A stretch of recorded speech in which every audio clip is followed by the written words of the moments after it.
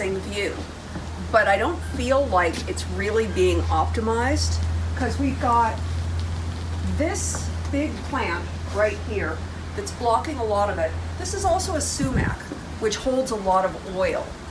And that means that is a real fire danger. Fire really is important up here in Hollywood Hills. So I think we want to get rid of that, or at least most of it. Also, I love these eucalyptus, but it's kind of thick, don't you think? I feel like we need to thin it out, and these things are 25 feet up in the air, so I'm gonna have to call a professional for this one. We've also got this amazing wraparound deck, which is super exciting, but the wood is looking a little tired. So we're definitely going to want to look into refinishing this and putting a nice seal on it so that it's weather protected. Obviously not going to do that anytime soon because it's been raining for the last few days. Come on over here. I'm going to slip into the dark cave here. We've got this wonderful eave, which gives us some nice protection from the weather. And they painted this fence the same as the trim, but that's dark, dark, dark, kind of an avocado brown, for want of a better description. And it just makes it appear like a really dark cave. Come here. See how dark it gets? So when I look outside, I just sort of see this cave out here. So I think I'm probably going to want to paint this at some point. I just don't know what yet. But that's part of the fun, right? I have all the time in the world to figure it out. Loving the eucalyptus, but again, it is so thick. I contacted an arborist, so I'm going to be having an arborist come out as soon as it stops raining every other day. We're going to get somebody out here to professionally assess these trees and remove some of the limbs, not all of the limbs, and we don't want to cut them, just top them off. But we want to do a little selective pruning and sort of create windows that we can look through and maybe take some of these branches that are arching down over and dropping leaves everywhere, maybe cutting some of those back. Going further down here, same thing with these. We're going to try to just open up some windows in there. This has got some nice distance. Can't do anything about that tree because that's not on our property. This tree, we're a little on the fence about this tree. This is a jacaranda tree, and if you don't know what a jacaranda tree is, usually sometime around April and May, they are just filled with purple blossoms, and they are absolutely gorgeous. So I want to keep the tree for that reason, but at the same time, you know what happens to all those purple leaves? All those purple flowers end up all over the ground. Jacaranda trees are a huge mess. So we're not sure what exactly we're going to do with this tree. We may let it flower for this season and then assess what the mess is before we decide whether we're going to take it out. That seems to me to be the sensible thing to do. What do you think?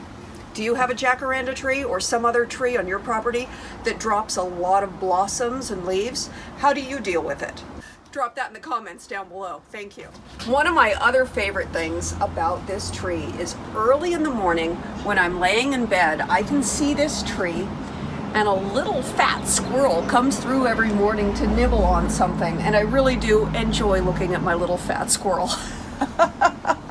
In my first video where I showed you moving into our new home, you saw me cutting away at a lot of ivy. Personally, I hate English ivy. Now, it looks lovely from a distance, but it gets rats. Any place in California, we know that if you have ivy, you have rats, and we have a lot of ivy. The ivy has been allowed to take over this hillside for decades. So I know I'm not going to eradicate it, but I do want to push it back a little bit. I'd like to just get it back to where we can see the ground and decide what we want to do with the ground, and, you know, basically give the rats a reason to move on and find some other place to live. Because squirrels are cute, but rats, not so much. So we've got this little tiny planter with these succulents, and the succulents are lovely. I love having succulents because they're really low water usage, but it's looking a little overgrown and a little chaotic. So I'm not really sure what I'm going to be doing with this, but that'll be a fun project one of these days that we tackle, maybe as it gets a little bit warmer outside.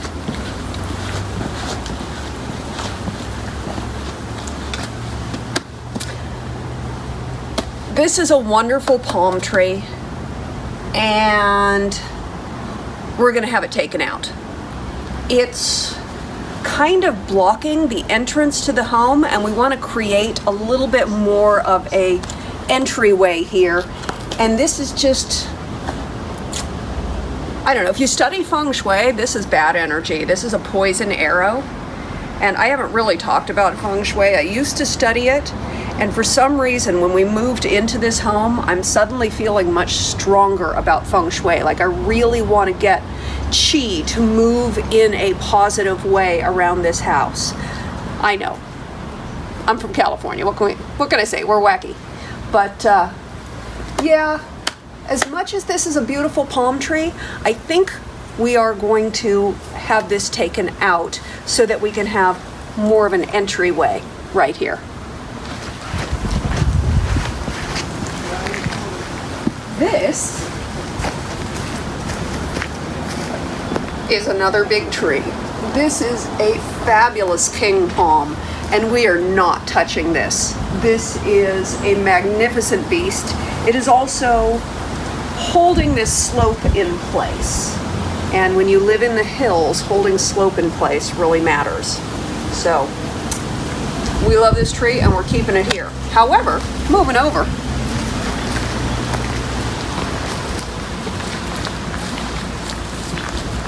this queen palm is looking a little scraggly, and we would like to create a bit of a landing place, a bit of a seating place right here. So we're going to get rid of this tree. What we'd like to do with this spot, you can see it kind of slopes down right here. Our goal is to build it up a little bit on this side and level it out so that we have a nice little sort of seating area where we can sit back and enjoy this wonderful canyon view. Just look at this view. Isn't it magnificent? Aren't we so incredibly lucky?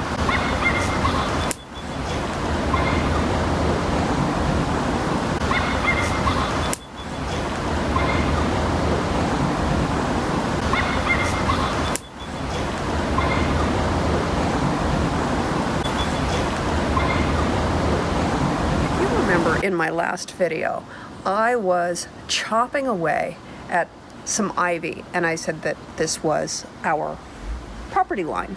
It's really hard to tell where our property lines are because the ivy has just covered everything. And once upon a time, as you can see right here, ooh, let me see if I can step down here. Ooh, that's a little that's a little risky. But you can see once upon a time, this post was a fence, a wall, a gate.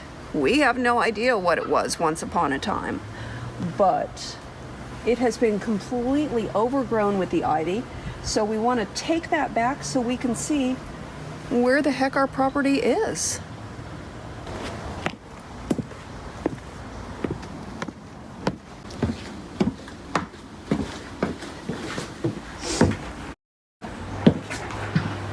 Of days ago, you saw me really chopping away at this big overgrown shrub. So that still needs some work. It's been raining here for a couple of days, so it's pretty muggy right now. I have a massive mound of dirt right around the corner there where all the guys have been dumping the dirt that they dig out from underneath the basement. You can see this is the bottom of these wonderful eucalyptus trees that you see at the top. And they are, oh gosh, this is going to be muddy.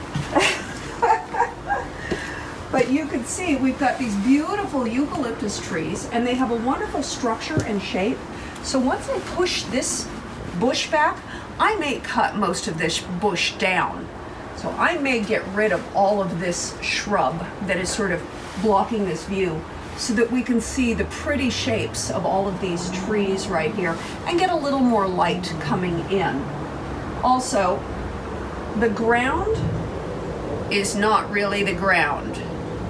And that's something we're going to have a whole discussion about at some further point in the future when it's not so muddy and we start doing some work out here. We're going to have to figure out where the ground is. So you see this tree right here? The base of this tree is probably about 10 or 15 feet down. And this is just sort of a crotch in the tree. This is not the ground. This is just a lot of leaves and stuff that have grown up. So see this? You can see, I'm pushing this in. There's no ground there. That's going way down. So I have to be very careful about where I am walking. So this is going to be an ongoing project. It's probably going to be summertime before we start tackling this and figuring out where the heck the ground is.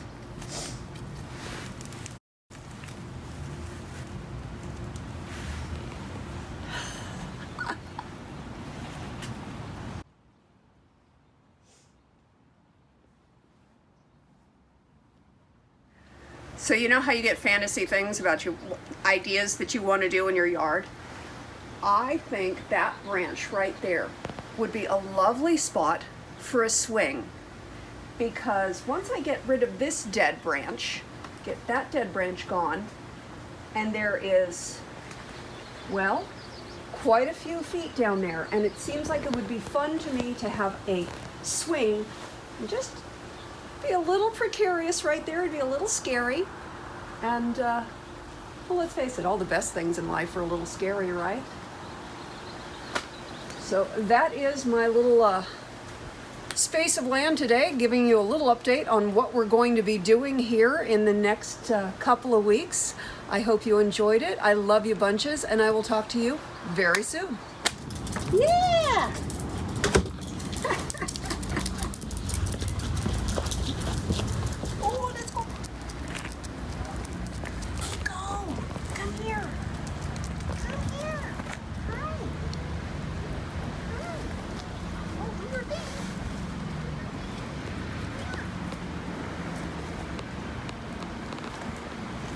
Coyotes are a real issue here in the Hollywood Hills, and I always walk Kiko on a leash. The only reason I don't have him on a leash at the time of this video is because, well, there's two people right here, so we feel pretty safe.